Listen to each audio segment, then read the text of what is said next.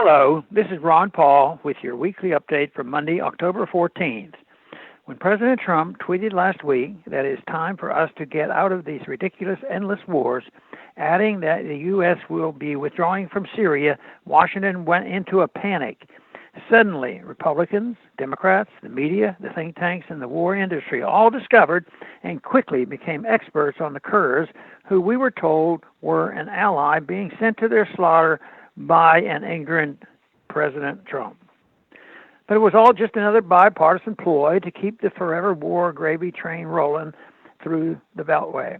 Interventionists will do anything to prevent U.S. troops from ever coming home, and their favorite tactic is promoting mission creep.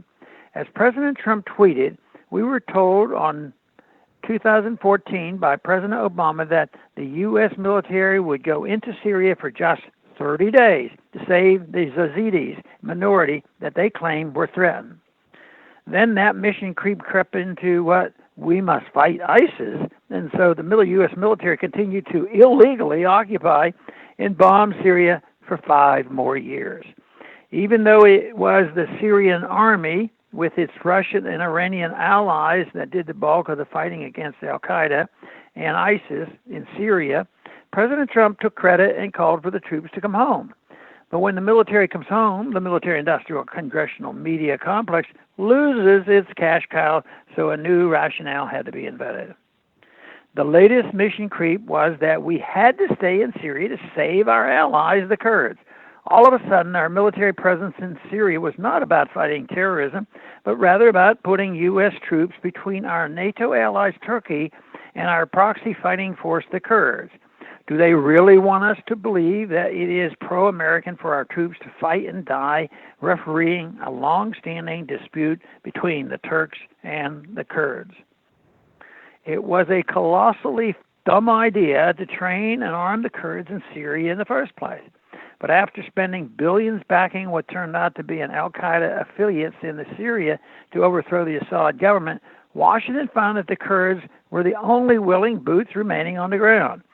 While their interest in fighting ISIS was limited, they were happy to use Washington's muscle to pursuit of their long-term goal of carving out a part of Syria and eventually Turkey for themselves. We can never leave because there will be a slaughter, Washington claimed, and the media faithfully repeated it. But once again, the politicians, the mainstream media, and the Beltway experts have been proven wrong. They never understand that sending U.S. troops into another country without the proper authority is not a stabilizing factor, but a destabilizing factor. I have argued that were in the United States to leave Syria and the rest of the Middle East, the countries of the region would find a way to solve their own problems. Now that the U.S. is pulling back from northern Syria, that is just what is happening. On Sunday, the Kurds and the Syrian government signed an agreement brokered by the Russians to put aside their differences and join together to defend against Turkey's incursion into Syrian territory. Now, our Kurdish allies are fighting alongside the army of Syrian President Assad, who we are still told by U.S. officials must go. Washington doesn't understand that our intervention only makes matters worse. The best way to help the Kurds and everyone else in the region is to just come home.